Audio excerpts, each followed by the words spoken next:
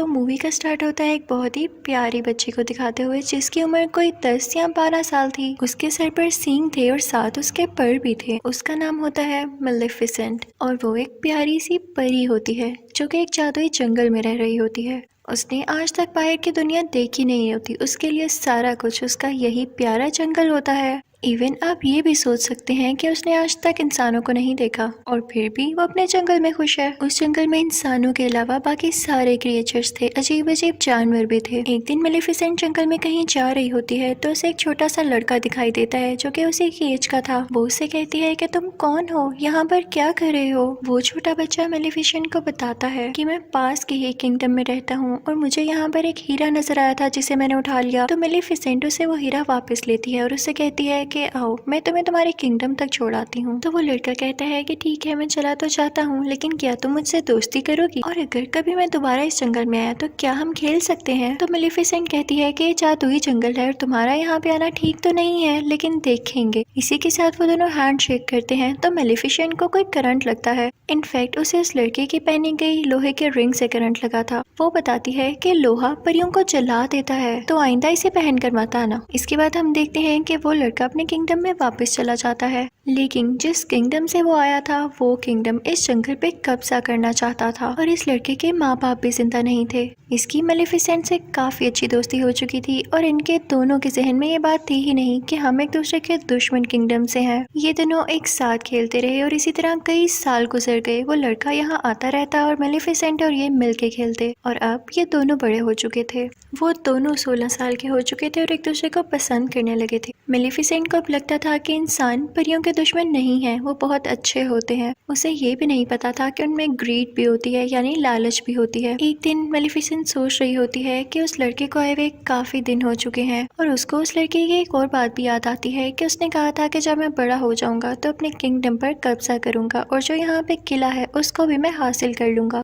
यानी मेलेफिसेंट को तो अभी भी ये समझ नहीं आ रहा होता कि वो लड़का लालची था। मेलेफिसेंट एक दिन अपने जंगल में बैठी होती है तो देखती है कि दूसरे किंगडम का राजा अपनी काफी ज्यादा आर्मी और घोड़ों के साथ उसके जंगल पर कब्जा करने आया है। मेलेफिसेंट अपने जंगल की परी होती है और वो अपने जंगल को प्रोटेक्ट करना अच्छे से जानती थी। वो उठ खड़ी होती है और अब काफी ज्यादा पावरफुल होती है। वो उस राजा से कहती है कि तुम मेरे जंगल में नहीं आ सकते। तो राजा कहता है मैंने तुमसे तो नहीं पूछा, और इसी के साथ वो अपने लोगों को ऑर्डर देता है कि मुझे इसकी डेड बॉडी चाहिए। अब राजा की आर्मी जंगल की तरफ जाने लगती है, लेकिन जंगल में से भी अजीबोगरीब क्रिएचर्स घोड़े पर बैठे हुए इन पर अटैक करते हैं और अब राजा और उसकी आर्मी पूरी तरह से जख्मी हो चुकी थी। सारे के सारे इंसान वहाँ से डर के भाग जाते हैं कि ये जंगल तो जादुई है और हमारे पास की बात नहीं है इनसे लड़ना। अब राजा अपने किंगडम में वापस चला जाता है। वो काफी बूढ़ा हो चुका था और काफी कमजोर भी। तो वो सब लोगों को इकट्ठा करता है और उनसे कहता है कि तुम सब जानते हो ना कि उस जंगल में कितना ज्यादा खजाना है, और मैं शुरू से तुम लोगों से यही कहता आ रहा हूँ कि हम उस पर कब्जा करेंगे। लेकिन अब जैसी मेरी हालत है मुझे नहीं लगता कि मैं वहाँ जाकर लड़ सकता हूँ, लेकिन मैं तुम लोगों से वादा करता हूँ कि जिसने उस मेलेफिसेंट को मार दिया मैं उसकी शादी अपनी बेटी से कर दूंगा। तभी उनमें से एक लड़का बाहर आता है और कहता है कि मैं जाऊंगा वहाँ पर।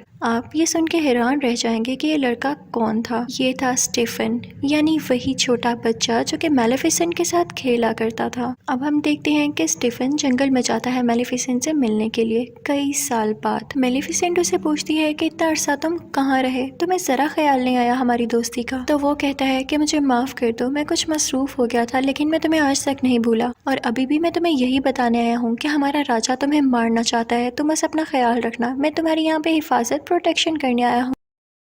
और इसके बाद वो दोनों बातें करने लगते हैं। मेलेफिसेंट उससे कहती है कि मैंने तुम्हें माफ किया, क्योंकि उसको नहीं पता होता कि इंसान किस कदर बुरे हो सकते हैं। वो उस पर यकीन जो कर लेती है। लेकिन स्टीफन बहुत लालची इंसान था। वो उसे कोई नशे की दवाई पिला देता है पानी में, जिससे वो बेहोश हो जाती है। उसके बाद स्टीफन चाकू उठाता है और उसे मारने लगता है, लेकिन नाकाम रहता है। और फिर अगली सुबह जब हम देखते हैं कि मेलेफिसेंट की आंख खुलती है तो उसके पर नहीं होते, वहाँ पर उसके जख्म हुए होते हैं, जिसे देख के मेलेफिसेंट को अपनी आंखों पर यकीन नहीं आता और वो चिल्लाने लगती है, रोने लगती है, क्योंकि उसके खूबसूरत पर अब उसके साथ नहीं रहे थे। वो अब परों वाली परी नहीं रही थी। दूसरी तरफ हम देखते हैं कि स्टीफन मेलेफिसेंट के पर लेके राजा के पास आता है और कहता है कि ये लें, मैंने आपसे किया हुआ वादा पूरा कर दिया। राजा उससे बहुत खुश होता है और उससे पढ़ लेके उसे इस किंगडम का राजा बना देता है। और यहाँ पे स्टीफन का भी ख्वाब पूरा हो चुका था, उस लालची इंसान का ख्वाब। दूसरी तरफ जंगल में हमें मेलेफिसेंट दिखाई जाती है, जो कि काफी उदास थी क्योंकि वो अब उड़ जो नहीं पाती थी। वो एक दिन जंगल में चलकर कहीं जा रही होती है कि देखती है कि एक शिकारी किसी कौवे को मारने वाला है। उसे ये सब चीजें बर्दाश्त नहीं होती थी, तो वो फौरन से उस कौवे को इंसान बना देती है और वो शिकारी बेचारा वहाँ से डर के भाग जाता है। वो कौवा जो कि अब इंसान बन चुका था उसके पास आता है और कहता है कि थैंक यू, लेकिन आपने ऐसा क्यों किया? तो मेलेफिसेंट कहती है कि मैं नहीं बता सकती, बस मेरे दिल में रहम आ गया। तो वो कौवा कहता है कि अब मैं आपकी सारी जिंदगी खिदमत करूंगा, आप जो मुझसे कहेंगे मैं आपकी हर बात मानूंगा। वो इंसान बनने पे काफी खुश होता है। तो मेलेफिसेंट भी इस बात से एग्री हो जाती है और उसका नाम डीएवल रखती है। हम डीएवल उसे इन्फॉर्मेशन ला कर देता था। मेलेफिसेंट को पता चलता है कि स्टीफन ने सिर्फ और सिर्फ राजा बनने की लालच में उसके पर काटे, तो उसे इंसानों से नफरत होने लगती है, उसका ट्रस्ट इंसानों पर से खत्म हो जाता है। फिर हम देखते हैं कि उस तरफ किंगडम में स्टीफन की राजा की बेटी के साथ शादी हो चुकी थी और अब उसकी एक बेटी भी पैदा होती है। वहाँ पे काफी ज्यादा सेलिब्रेशंस हो रही होती हैं और किसी को कुछ पता नहीं होता कि वहाँ पे कौन कौन आ रहा था, कितनी कितनी दूर से आ रहा था। और इसी चीज का फायदा उठाते हुए मेलेफिसेंट भी वहाँ पर जाती है और उसे विश करने लगती है। वो उस छोटी बेबी से कहने लगती है कि तुम बहुत प्यारी हो, लेकिन जैसे ही तुम 16 साल की होगी तुम्हारे हाथ में एक सुई चुभेगी, जिसके बाद तुम्हारी डेथ हो जाएगी, तुम्हारी मौत हो जाएगी।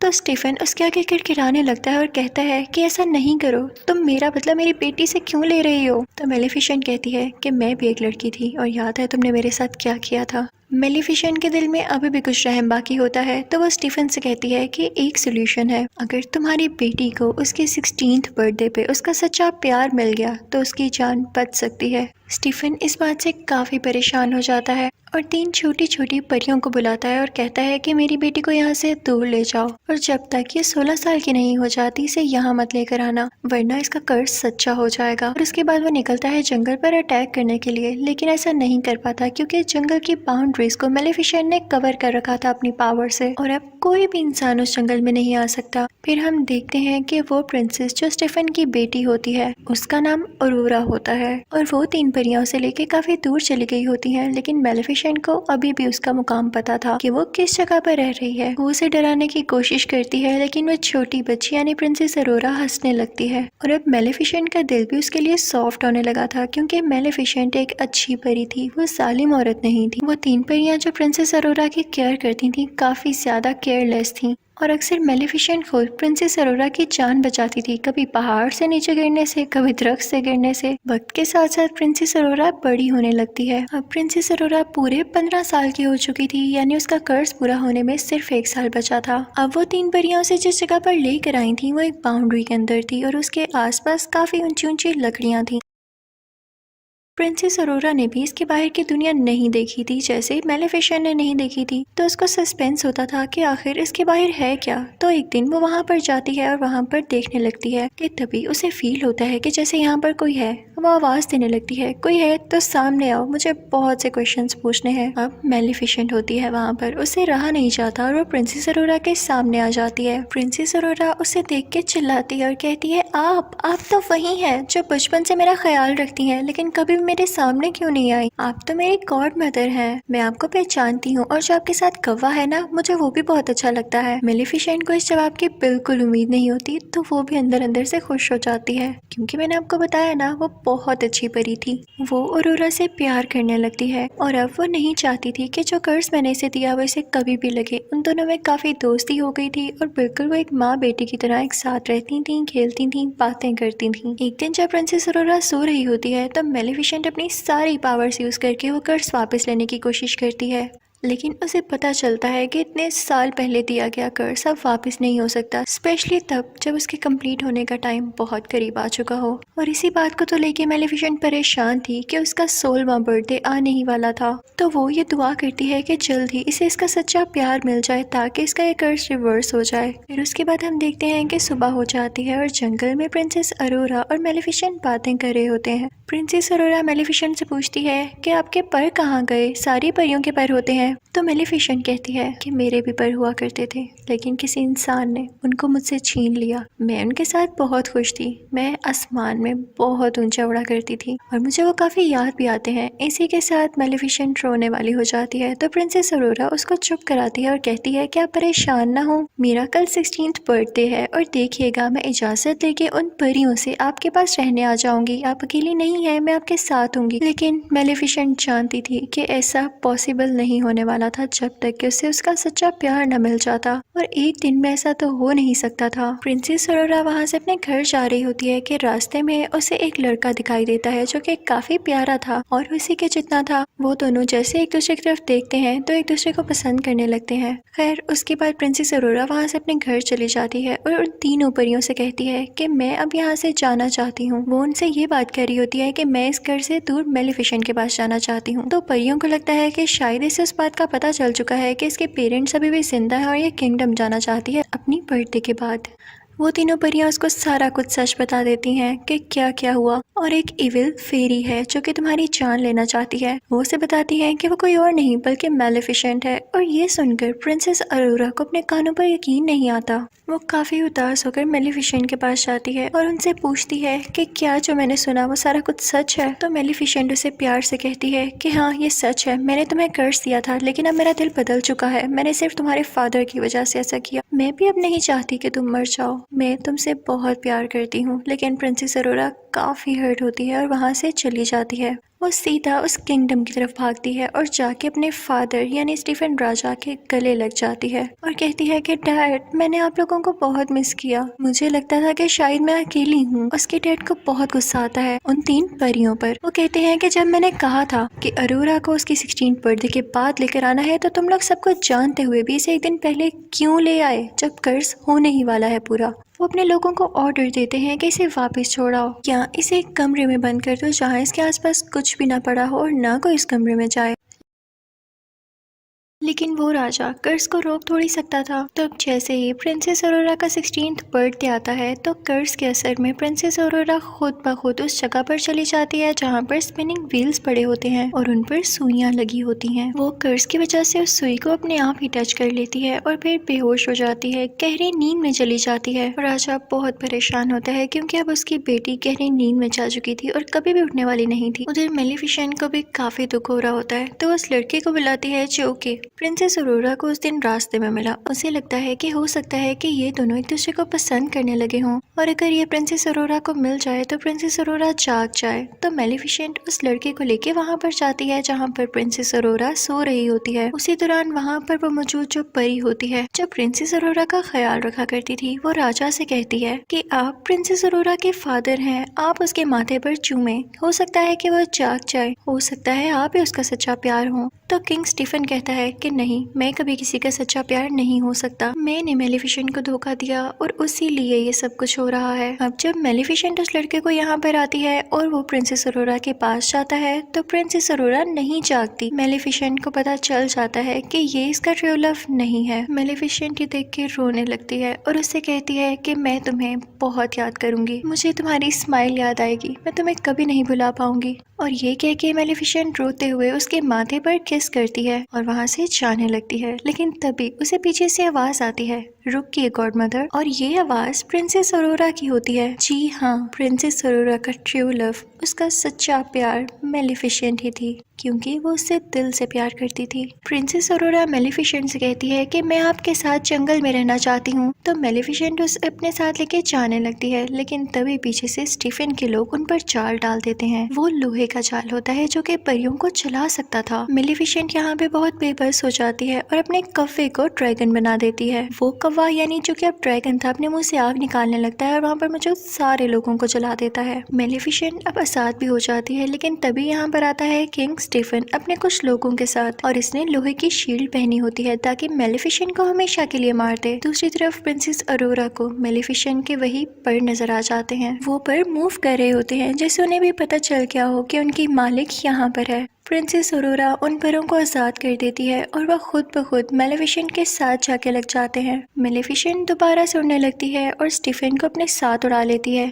लेकिन उसे बिल्डिंग से नीचे नहीं गिराती। स्टीफन उस पर अटैक करने लगता है, जिसकी वजह से वो दोनों ही बिल्डिंग से नीचे गिरने लगते हैं, यानी कैसल से। स्टीफन ने मेलेफिसेंट के परों को पकड़ा होता है ताकि वो उड़ न सके, लेकिन जैसे ही वो लोग जमीन पर गिरने वाले होते हैं, मेलेफिसेंट अपने पर खोल लेती है और उड़ जाती है, लेकिन इस वजह से स्टीफन जमीन पर गिरकर मर जाता है। यानी अब ये लालची आदमी इस दुनिया में नहीं रहा था, सब कुछ ठीक हो चुका था। अगली सुबह हम देखते हैं कि मेलेफिसेंट उन सब बाउंड्रीज को हटा देती है जो उसने जंगल के गिर्द बनाई हुई थी। वहाँ पर दोबारा से फूल खिलने लगते हैं, ग्रीनरी वापस आ जाती है। उसके बाद वो प्रिंसेस अरोरा से कहती है कि आज के बाद तुम इस जंगल की रानी हो, और वहाँ का किंगडम और ये जंगल आपस में मिल जाते हैं और सब बहुत हंसी खुशी जिंदगी गुजारने लगते हैं। यहाँ पर मेलेफिसेंट पार्ट 1 एंड हो जाता है और आपको एक्सप्लेन करूंगी मेलेफिसेंट पार्ट 2। मूवी शुरू होती है तो हम देखते हैं कि कुछ लोग उसी जादुई जंगल में जहाँ मेलेफिसेंट रहती थी वहाँ पर आकर कुछ जादुई क्रिएचर्स को चुरा रहे होते हैं, और इसी दौरान मेलेफिसेंट भी आ जाती है। मेलेफिसेंट उन तीनों में से 2 आदमियों को तो पकड़ लेती है, लेकिन तीसरा वहाँ से वो क्रिएचर चुराकर दूर जंगलों में भाग जाता है जहाँ पर ग्लोइंग फ्लावर्स निकले हुए थे। वो आदमी वहाँ से किंगडम की तरफ भाग जाता है। वो एक दरवाजा खोलता है तो उसमें से एक होल में से हमें किसी आदमी का हाथ दिखाई देता है। वो आदमी जिसने वो क्रिएचर चुराया, उस आदमी को वो क्रिएचर दे देता है। उसके कपड़ों पर वही ग्लोइंग फ्लावर भी लगा होता है जिसे वो आदमी ले लेता है और इन दोनों चीजों के बदले में उसे पैसे देता है। फिर हमें ये भी दिखाया जाता है कि उस किंगडम के लोग अभी तक मेलेफिसेंट को दिल से अच्छा नहीं मानते थे। वो समझते थे कि इसने हमारी प्रिंसेस को चुराया और ये हमेशा से प्रिंसेस अरोरा को मारना चाहती थी। अब सीन चेंज होता है और हम प्रिंसेस अरोरा को जंगल में काफी खुश देखते हैं। वो वहाँ की रानी जो बन चुकी थी और डिफरेंट क्रिएचर्स के साथ डांस कर रही थी। सब लोग उसके पास अपने अपने मसले लेकर आते थे। उसे बताया जाता है कि यहाँ से एक क्रिएचर गायब हो गई है, वही क्रिएचर जो कि वो आदमी चुरा कर भागा था। तो ये सुन के प्रिंसेस अरोरा काफी परेशान हो जाती है। तो वहाँ पे वही छोटी हाइट वाली 3 परियां आती हैं और उसे खुश करने लगती हैं। उसका क्राउन लेके भागने लगती हैं ताकि वो भी उसके पीछे पीछे आए। और प्रिंसेस अरोरा जैसे ही नीचे जाती है तो उसे कौन दिखाई देता है भला? वही लड़का जो कि मूवी यानी मेलेफिसेंट पार्ट 1 के एंड पे उसके पास आया था, लेकिन तब तक वो उसका ट्रू लव नहीं था। वो भी एक प्रिंस था और उसका नाम था प्रिंस फिलिप। वो काफी अरसे से प्रिंसेस अरोरा को पसंद करता था और यहाँ पर फाइनली वो उसे प्रपोज कर देता है, जिसे सुनकर प्रिंसेस अरोरा भी काफी खुश होती है क्योंकि वो भी उसे कहीं ना कहीं पसंद करती थी। ये सब कुछ मेलेफिसेंट का कौवा यानी डेवियल भी देख रहा होता है। वो जाके सब कुछ मेलेफिसेंट को बताता है। तो मेलेफिसेंट वहाँ से उड़कर प्रिंसेस अरोरा से बात करने आती है और दूसरी तरफ वो प्रिंस फिलिप भी अपने पेरेंट्स को बताने के लिए जाता है कि मुझे एक लड़की पसंद आ चुकी है। फिर हम देखते हैं कि प्रिंस फिलिप अपने किंगडम पहुंच चुका है और वहां पर जाकर वो अपने फादर यानी किंग को, क्वीन को और बाकी लोगों को बताता है कि मैं उस लड़की को प्रपोज कर आया हूं और उसने एक्सेप्ट भी कर लिया है। जिसको सुनकर उसके फादर यानी किंग काफी खुश होते हैं, लेकिन क्वीन वो तो सैड हो जाती है। लेकिन वो ये चीज अपने बेटे को शो नहीं करवाती। उसका दिल तो नहीं था, लेकिन फिर भी वो कहती है कि चलो ठीक है। प्रिंसेस अरोरा और उसकी गॉड मदर यानी मेलेफिसेंट को हम डिनर पे बुला लेते हैं। दूसरी तरफ हम मेलेफिसेंट को प्रिंसेस अरोरा से बातें करता हुआ देख रहे होते हैं। वो कहती है कि तुम्हें मुझसे एक बार पूछ लेना चाहिए था प्रिंस से मंगनी करने से पहले। मेलेफिसेंट कहती है कि सच्चे प्यार जैसी कोई चीज नहीं होती, लड़के हमेशा धोखा देते हैं। तभी तो तुम्हारा ट्रू लव मैं बनी। मैं तुमसे दिल से प्यार करती हूँ, इसलिए तुम्हारा भला कह रही हूँ। तो प्रिंसेस अरोरा कहती है कि प्लीज आप ऐसा ना सोचें, अगर किसी ने आपको धोखा दिया तो हो सकता है कि बाकी दुनिया के लोग वैसे ना हो। तो मेलेफिसेंट कहती है कि ठीक है, मैं तुमसे प्यार करती हूँ इसलिए तुम्हारी बात मान रही हूँ। अब हम देखते हैं कि वो दिन आ चुका है जब इन दोनों फैमिलीज में एक साथ डिनर है। तो क्वीन जो कि प्रिंस फिलिप की मदर थी, वो अपनी एक सीक्रेट क्लोजेट में जाती है। वो जब वहाँ पर जा रही होती है तो हमें ये दिखाया जाता है कि वो एक आयरन फैक्ट्री है। वो क्वीन जब वहाँ से गुजर रही होती है तो हमें ये भी दिखाया जाता है कि वहाँ पर वही ग्लोइंग फ्लावर होता है और उसी के साथ वो क्रिएचर भी होती है जो कि एक आदमी ने चुराया था। और वो क्वीन जाके उस आदमी से कहती है कि जल्दी अपना काम पूरा करो, वक्त बहुत कम है। और तभी वहाँ पर हम स्पिनिंग व्हील को भी देखते हैं जिस पर सेम सुई लगी होती है। ये सीन था ना काफी मिस्टीरियस कि हमें उस क्वीन के प्लान्स के बारे में कुछ नहीं पता चल पाता। और फिर यहाँ पे सीन चेंज हो जाता है। अब दूसरी तरफ जंगल में मेलेफिसेंट, उसका कौवा जो कि इंसान की शक्ल में ही था, और प्रिंसेस अरोरा डिनर पर जाने के लिए तैयार हो जाते हैं। काफी प्यारी लग रही होती है प्रिंसेस अरोरा। मेलेफिसेंट जैसे ही उस किंगडम में पाँव रखती है तो सारे लोग उसे डर के छुपने लगते हैं और कुछ लोग तो अपने वेपन्स भी निकाल लाते हैं। उनको ये लग रहा होता है कि मेलिफिसेंट एक बुरी चुड़ैल है, लेकिन मेलिफिसेंट इन सबको एंजॉय कर रही होती है और उन्हें कुछ भी नहीं कहती, बस मुस्कुराती रहती है। अब हम देखते हैं कि वो तीनों अंदर पहुंच चुके होते हैं, यानी महल के अंदर किंग और क्वीन के पास, और अब डिनर होता है स्टार्ट। क्वीन मुसलसल मेलिफिसेंट को खुश करने की बजाय या उसे अच्छी बातें करने की बजाय उसका पुराना वक्त उसे याद दिलाती है कि तुम ही थी ना जिसने इस बेचारी प्रिंसेस को कर्ज दिया था। उसकी बातें बिल्कुल भी अच्छी नहीं लग रही होती और वो मेलिफिसेंट को ये भी कहती है कि तुमने तो इंसानों को भी मारा था, याद है? तो मेलिफिसेंट क्वीन से कहती है कि आपके किंगडम के भी कुछ लोग मेरे जंगल में आए थे और मेरी क्रिएचर चुरा कर भाग गए। उनमें लड़ाई बढ़ने लगती है। तो क्वीन अपनी बीवी यानी क्वीन से कहता है कि खामोश हो जाओ, कैसी बातें कर रही हो। और दूसरी तरफ प्रिंसेस अरोरा मेलिफिसेंट से कहती है कि प्लीज आप इजी रहें, लेकिन क्वीन फिर भी बाज नहीं आती और अजीब अजीब बातें करने लगती है। वो कहती है कि अगर मेरे बेटे की और प्रिंसेस अरोरा की शादी हो गई तो इसकी असली मदर कौन होगी। ये सुनकर मेलिफिसेंट को काफी दुख होता है, क्योंकि वो खुद को ही प्रिंसेस अरोरा की असल मदर मानने लगी थी। वो अपने पर फैलाती है और एक ग्रीन एनर्जी बाहर निकालती है जिससे सब दूर जाकर गिरते हैं। क्वीन भी पिला बजाकर डर जाती है और किंग के पीछे जाके छुप जाती है, जिससे किंग बेचारे नीचे गिर जाते हैं। क्वीन ऊंची ऊंची बोलने लगती है कि मेलिफिसेंट ने किंग पर कर्ज कर दिया है और अरोरा उनकी बात पर यकीन कर लेती है और मेलिफिसेंट से कहती है कि प्लीज आप अपना कर्ज खत्म करते हैं, आप बार बार क्यों सब पे कर्ज करती हैं। तो मेलिफिसेंट कहती है प्रिंसेस अरोरा तुम भी ये कह रही हो, मैंने कोई कर्ज नहीं किया। लेकिन प्रिंसेस अरोरा मेलिफिसेंट की बात पर यकीन ही नहीं करती, क्योंकि क्वीन ने काफी अच्छे तरीके से उसको टैकल कर लिया होता है। तभी वहाँ पर सोल्जर्स आने लगते हैं जो कि मेलिफिसेंट पर अटैक करने वाले होते हैं। मेलिफिसेंट आखिरी बार प्रिंसेस अरोरा से कहती है कि क्या तुम मेरे साथ नहीं आओगी। तो प्रिंसेस अरोरा कोई जवाब नहीं देती और क्वीन और किंग के पास बैठी रहती है। तो मेलिफिसेंट दुखी होकर वहाँ से उठकर चली जाती है। उसके साथ उसका कफा भी खिड़की तोड़ के बाहर चले जाते हैं। लेकिन वहाँ पे एक और लड़की होती है जो क्वीन और किंग की साथी होती है। वो आयरन बुलेट से मेलिफिसेंट पर अटैक कर देती है, जिससे वो बेचारी ओशन में गिर जाती है। अब हम देखते हैं कि कैसल में किंग बेचारे बेहोश पड़े होते हैं, तो उनको उनके बेडरूम में ले जाया जाता है। सब काफी परेशान होते हैं और उनका बेटा यानी प्रिंस फिलिप अपनी मदर क्वीन से कहता है कि आप डैड के माथे पर चूमे, आप उनसे सच्चा प्यार करती है ना, आप उनकी वाइफ हैं, हो सकता है कि वो दोबारा से ठीक हो जाए। लेकिन क्वीन अंदर ही अंदर अजीब मुंह बनाती है, क्योंकि ना तो वो किंग से सच्चा प्यार करती थी और ना ही वैसी स्टोरीज पर बिलीव करती थी। वो एक लालची औरत थी। वो फिर भी अपने बेटे के कहने पर ऐसा करती है, लेकिन किंग की आंख नहीं खुलती। जब अरोरा ये देखती है तो कहती है कि मैं जाके मेलिफिसेंट से बात करूंगी कि वो अपना कर्ज खत्म कर दे। जैसे ही वो जंगल पहुंचती है तो सारे लोग कहने लगते हैं कि हमने अभी तक मेलिफिसेंट को नहीं देखा, वो यहाँ आई ही नहीं। दूसरी तरफ किंग और क्वीन की वही साथी ओशन पर नजर रखे होती है कि मेलिफिसेंट कब यहाँ से निकलती है, लेकिन वो देखती है कि कोई क्रिएचर आकर मेलिफिसेंट को अपने साथ ले गया है। वो फौरन से सब कुछ जाकर क्वीन को बताती है, तो क्वीन कहती है कि फौरन से उसे रोको। और दूसरी तरफ जंगल से अरोरा वापस उसी किंगडम में आ जाती है, लेकिन उस जंगल का एक मैजिकल क्रिएचर भी उसके होर्स में छुपकर उसे किंगडम आ गया था। वो क्रिएचर वहीं पर पहुंच जाती है जहाँ पर पहली क्रिएचर भी कैद थी और उसे भी वो आदमी कैद कर लेता है। प्रिंसेस अरोरा क्वीन से कहती है कि मुझे मेलिफिसेंट कहीं भी नहीं दिखी, क्या उन्हें कुछ हो तो नहीं गया। तो क्वीन कहती है कि परेशान नहीं हो, वो काफी स्ट्रॉन्ग है, वो वैसे ही कहीं पर होगी, और उसे अपनी बातों में फंसाने की कोशिश करती है।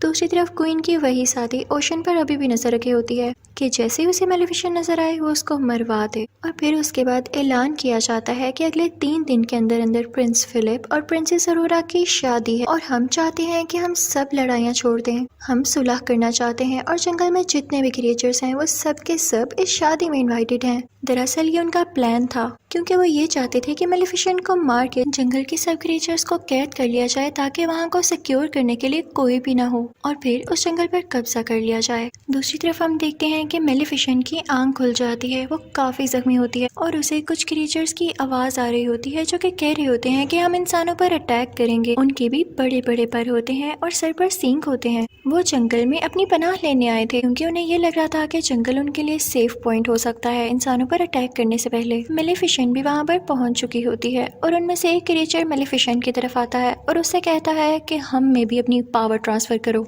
इंसानों को कैसे हराया जा सकता है हमें भी बताओ। लेकिन मेलिफिसेंट उसे दूर फेंकती है। उन क्रिएचर्स के हेड का नाम बोरा होता है। वो जब देखता है कि मेलिफिसेंट में इतनी पावर है कि किसी को भी इतनी दूर उड़ा के फेंक सकती है, तो वो काफी खुश होता है। कि अब हमें इसको टैकल करने में काफी आसानी होगी। अब बोरा का साथी मेलेफिसेंट को अपने साथ लेके केव में आ जाता है और उसे बताता है कि यहाँ पे बुरी और अच्छी फेरीज एक साथ रहा करती थी, क्योंकि इंसान उन्हें हंट करने लगे थे, इस वजह से उन्हें एक साथ रहना पड़ा। फिर वो एक स्ट्रक्चर के पास आता है जो कि वहाँ पे स्टिल था, कोई मूवमेंट नहीं कर रहा था। तो बोरा का साथी उसे बताता है कि मेलेफिसेंट, तुम इन्हीं की औलाद में से हो, तुम आखिरी पावरफुल और अच्छी परी बची हो। वो आदमी मेलेफिसेंट को बताता है कि तुम बहुत पावरफुल हो और जल्द ही तुम एक ऐसी स्टेज पे पहुंचोगी जिससे तुम दुनिया की सबसे ज्यादा ताकतवर परी बन जाओगी। लेकिन वो आखिरी स्टेज तुम अभी पार नहीं कर पाई, और वो है प्रिंसेस अरोरा को माफ करना, क्योंकि सारी जिंदगी तुमने उससे मोहब्बत की है, उससे प्यार किया है, और इसके लिए बहुत करेज चाहिए कि आप किसी को दिल से माफ कर दें।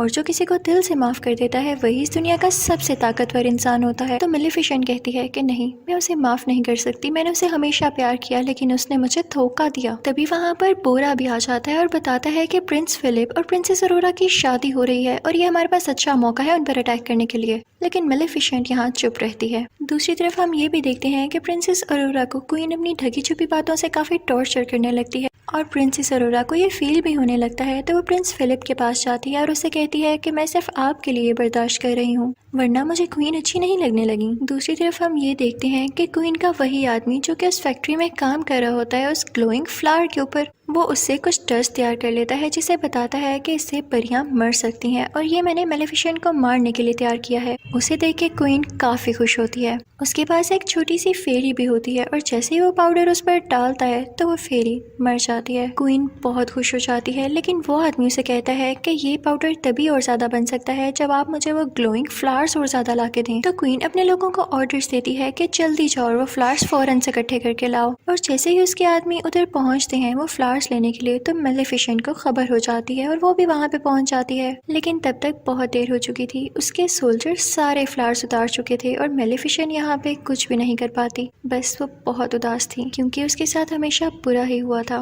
वो सोल्जर्स मेलेफिसेंट पर आयरन बुलेट से अटैक करने लगते हैं, लेकिन तभी उसके सामने बोरा का साथी आकर उसे बचा लेता है। मेलेफिसेंट भी एक शील्ड बना लेती है जिससे वो लोग प्रोटेक्टेड हो जाते हैं और बोरा बाकी सोल्जर्स पर अटैक करने लगता है। लेकिन जैसे ही मेलेफिसेंट बोरा के साथी को केव तक लाती है तो तब तक वो बेचारा मर चुका होता है। अगली सुबह हम देखते हैं कि प्रिंस फिलिप और प्रिंसेस अरोरा की शादी के इवेंट शुरू हो चुके होते हैं और जंगल की सारी क्रिएचर्स उस किंगडम की तरफ जा रही होती हैं। लेकिन जैसे ही मेलेफिसेंट का कौवा, जो कि इंसानी शक्ल में ही होता है, वो अंदर जाने लगता है तो उसे रोक लिया जाता है। फिर हम देखते हैं कि प्रिंसेस अरोरा काफी प्यारी लग रही होती है और प्रिंस फिलिप उसे एक फ्लावर देता है जो कि कोई और फ्लावर नहीं, उसी के जंगल का ग्लोइंग फ्लावर था। उसे देख के काफी हैरानी होती है कि क्वीन ने क्यों भिजवाया है मेरे लिए। वो क्वीन को ढूंढने के लिए जाती है और तभी उसे वो सीक्रेट डोर भी मिल जाता है। उसके हाथ में अभी भी वो फ्लावर था और वो जाते जाते उसे स्पिनिंग व्हील के पास पहुंच जाती है। उसे वो सारे विजन्स आने लगते हैं कि कर्ज क्या था और मुझे यहाँ पर कैसे ले जाया जा रहा है। वो वहाँ पर देखती है कि दो फेरीज भी कैद हैं, वही क्रिएचर्स जिसे उस आदमी ने कैद किया था। वो उनको छुड़ाने ही लगती है, लेकिन वो आदमी उसे रोक लेता है। तभी वहाँ पर क्वीन आ जाती है और वो प्रिंसेस अरोरा से कहती है कि मेरा किंगडम पहले उस जंगल के करीब हुआ करता था, लेकिन इन सब क्रिएचर्स और मेलेफिसेंट के एंसेस्टर्स ने, यानी उसके बड़ों ने मिलकर मेरे किंगडम को नुकसान पहुंचा दिया और मेरे फादर मारे गए। लेकिन जब मेरा भाई भी वहाँ सुलह करने के लिए गया तो उस जंगल के क्रिएचर्स ने मेरे भाई को भी मार दिया, और जब मैं अकेली बच गई तो मुझे किंग से शादी करना पड़ी, जो कि अब मेरा हस्बैंड है, लेकिन मैं उससे प्यार नहीं करती। तो क्वीन कहती है कि मैं तुम सबसे बदला लेकर रहूंगी। क्वीन सोल्जर्स को ऑर्डर देती है कि प्रिंसेस अरोरा को एक रूम में कैद कर दिया जाए, और ऐसा ही होता है। और फिर उन क्रिएचर्स को भी एक रूम में बंद कर दिया जाता है और फिर उन पर वही पाउडर छिड़का जाता है जो कि उस आदमी ने तैयार किया था, जिसकी वजह से सारे क्रिएचर्स बेचारे वीक होने लगते हैं। जिस रूम में अरोरा होती है वहाँ पर उसका वेडिंग ड्रेस होता है और वो उसे फाड़ कर काफी लंबी सी रस्सी में बदल देती है और कैसल से नीचे जाने की कोशिश करती है। लेकिन तभी वहाँ पर सोल्जर्स आते हैं और प्रिंसेस अरोरा खुद को रूम में ही बंद कर लेती है। मेलेफिसेंट का कौवा भी, जो कि इंसानी रूप में ही होता है, कैसल के अंदर आ जाता है।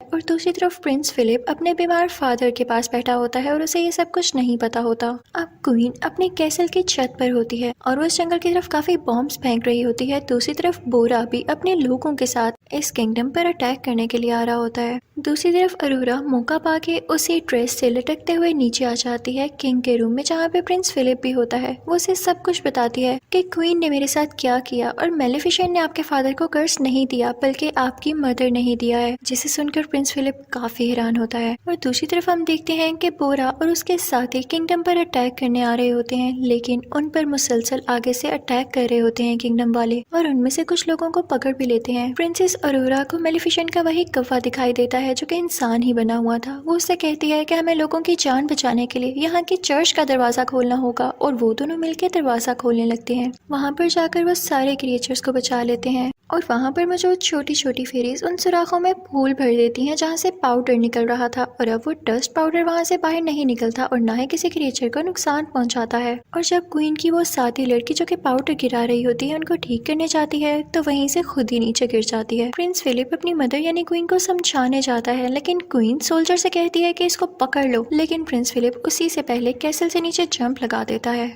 वहाँ पर प्रिंसेस अरोरा और मेलेफिसेंट के कव्वे को भी पकड़ लिया जाता है, लेकिन तभी वहाँ पर आती है मेलेफिसेंट और अपने कव्वे को एक बड़े से बियर में तब्दील कर देती है, और वो बियर चर्च का दरवाजा खोल के सब क्रिएचर्स को आजाद कर देता है। मेलेफिसेंट बाकी लोगों पर अटैक करने लगती है और अपने लोगों को बचाने लगती है। तभी वहाँ पर बोरा भी आ जाता है और क्वीन के सोल्जर से लड़ने लगता है, लेकिन फिलिप उसे आके रोकता है और कहता है कि ये हमारे जनरल हैं, इसे कुछ मत कहना। तो बोरा वहाँ से चला जाता है। जब जनरल ये देखता है कि इसने मुझे नहीं मारा तो उसे पता चल जाता है कि असली सालिम कौन है, यानी क्वीन असली सालिम है। दूसरी तरफ मेलेफिसेंट रूफ टॉप पर आती है उसी क्वीन के पास, लेकिन प्रिंसेस अरोरा भी पास आती है मेलेफिसेंट के और उससे कहती है कि प्लीज क्वीन को मत मारे वरना सब लोग वाकई समझेंगे कि आप सालिम थी। लेकिन मेलेफिसेंट कहती है कि नहीं अरोरा, पीछे हट जाओ, मुझे तुम्हारी कोई बात नहीं सुननी। तो अरोरा रोते हुए कहती है कि मदर ऐसा ना करें, और जब मेलेफिसेंट उसके मुंह से मदर लफ्ज सुनती है तो उसका दिल काफी सॉफ्ट हो जाता है और उसके दिल में इमोशंस आने लगते हैं। और जब वो दोनों एक दूसरे को ऐसे देख रहे होते हैं तो जाहिर है क्वीन को मौका मिल जाता है उन पर अटैक करने के लिए। तो वो वही डस्ट पाउडर प्रिंसेस अरोरा की तरफ फेंकती है, लेकिन मेलेफिसेंट उसके सामने आकर प्रिंसेस अरोरा की जान बचा लेती है।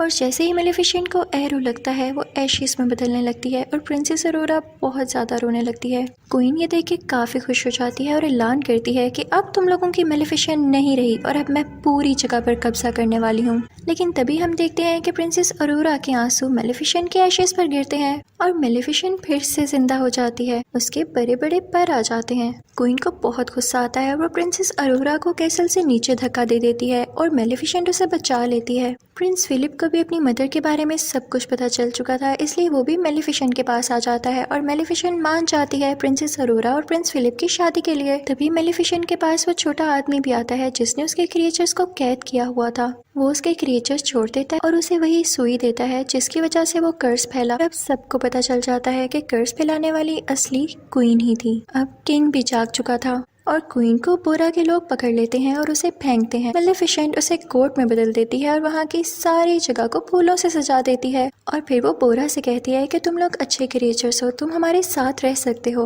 और फिर उसके बाद वो अरोरा को वेडिंग ड्रेस पहनाती है और वो ऐलान करती है कि हम सारे मिलकर रहेंगे एक यूनियन में। और उसके बाद प्रिंस फिलिप की और प्रिंसेस अरोरा की शादी हो जाती है। किंग भी काफी खुश होता है और सारे क्रिएचर्स सारे लोग उनके लिए क्लैपिंग कर रहे होते हैं और यहाँ पर दोनों किंगडम्स मिल जाते हैं और हंसी खुशी रहने लगते हैं। और फिर मेलेफिसेंट प्रिंसेस अरोरा और प्रिंस फिलिप से कहती है कि अब मैं तब दोबारा यहाँ पर आऊंगी जब तुम लोगों का क्यूट सा बेबी होगा। और फिर मेलेफिसेंट यहाँ से चली जाती है और सब कुछ पीसफुल हो जाता है। यहीं पर यह मूवी यानी मेलेफिसेंट पार्ट 2 भी खत्म हो जाता है। Thank you for watching. Good bye.